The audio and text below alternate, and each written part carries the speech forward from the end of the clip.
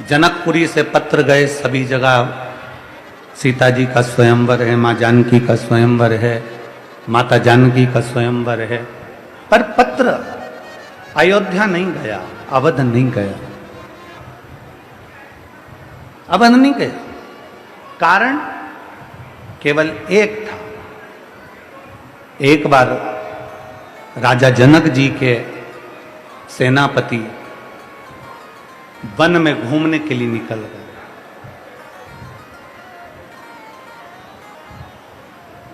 और राजा जनक जी का सेनापति जब वन में घूमने के लिए निकले, राजा जनक जी के सेनापति जब वन में भ्रमण करने को निकले, घूमने के लिए निकलते हैं, भ्रमण करते करते उनको एक हिरण नजर आता है। भ्रमण करते करते उनको एक हिरण दिखा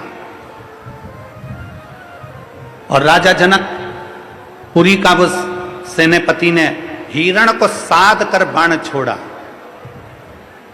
और हिरण को साध कर जब बाण छोड़ा, हिरण भागता गया, सेनापति उसके पीछे पीछे भागते गए। हिरण भागता गया, सेनापति उसके पीछे पीछे भागते गए।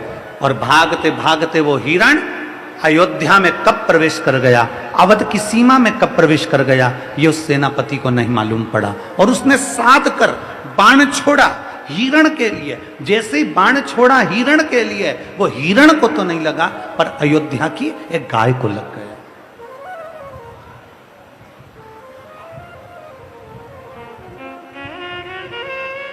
अवध की गाय को, अयोध्या की गाय को वो बाण लग गया।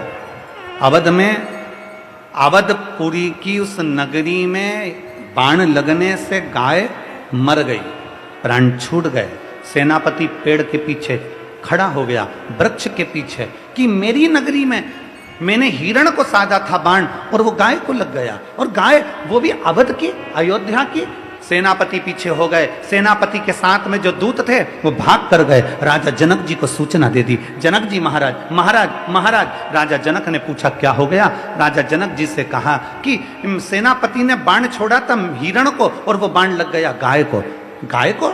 तो कहां की गाय को? तो कहा अवध की गाय को, अयोध्या की गाय को वो बाण लग गया। जनक जी को जैसे ही मालूम पड़ा, जनक जी आंख में आंसू भरकर गौ माता, गौ माता, गौ माता, गौ माता पुकारते पुकारते पुकारते पुकारते दौड़ पड़े, दौड़ पड़े।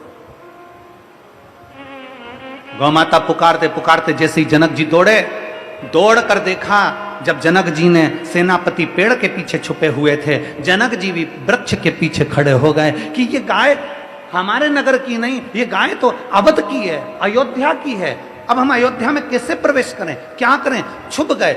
जैसे ही छुपे हुए थे जनक जी महाराज, इतने में वहां से एक स्त्री निकल कर जा रही थी। और वो नारी निकल कर जा रही थी अवध की, दशरथ जी महाराज के पास सूचना देने के लिए दौड़ पड़ी। अवध में अयोध्या नरेश की जय हो, अवध नरेश की जय हो, अयोध्या नरेश की जय हो। पूछा दशरथ जी ने कैसे आना हुआ, क्या हो गया, सुबह सुबह का समय आप इतने बिलख क्यों रही हो, क्या हो गया? तब उस नारी ने कहा महाराज, हमारे नगर में पहली बार कोई गाय मरी पड़ी है। हमारे नगर में पहली बार कोई गाय मरी पड़ी है।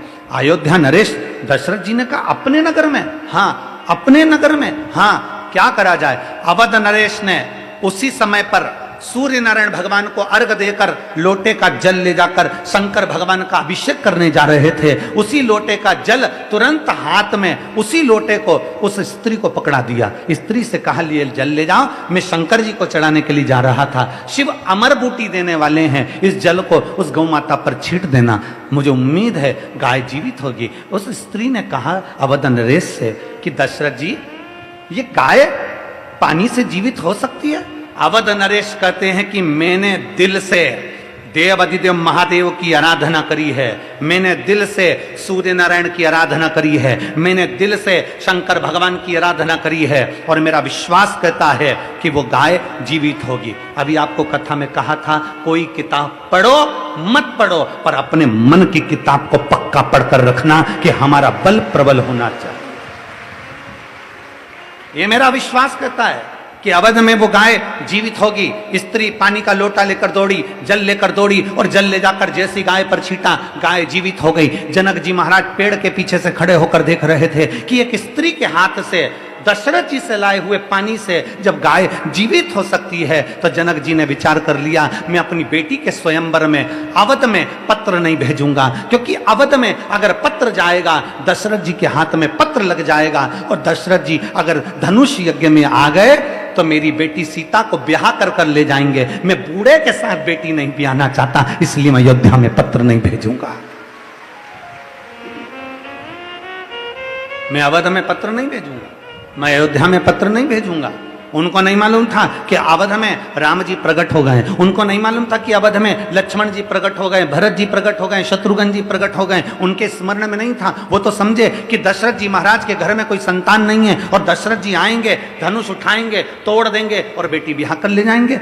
जब उनके हाथ के जल से गाय जीवित हो सकती है तो वो कुछ भी कर सकते हैं। तो ये गाय हाथ के जल से नहीं, अंदर के बल से जीवित हुई है, क्योंकि अंदर का हमारा विश्वास कहता है, जब भीतर का भरोसा बढ़ता है ना, जब भीतर का विश्वास बढ़ता है, जैसे किसी कंपटीशन एग्जाम में तुम बैठे, तुम कोई अच्छा कार्य करने के लिए बैठे और तुमने विचार करा कि मुझे यह काम करना है और दुनिया के लोग कह रहे हैं कि यह काम नहीं हो सकता, पर तुम अंदर से जब तुमने सोच लिया, आपकी बार मैं ऐसी पढ़ाई करूंगा, आपकी बार मैं ऐसा विद्याध्ययन करूंगा, आपकी बार मैं रात दिन एक कर दूंगा, चौगनी पढ़ाई करूंगा, और ये मेरा विश्वास कहता है आपकी बार मैं कंपटीशन एग्जाम जीत कर लेकर आऊंगा, तो जीत कर लाओगे। ये भीतर का बल कहता है।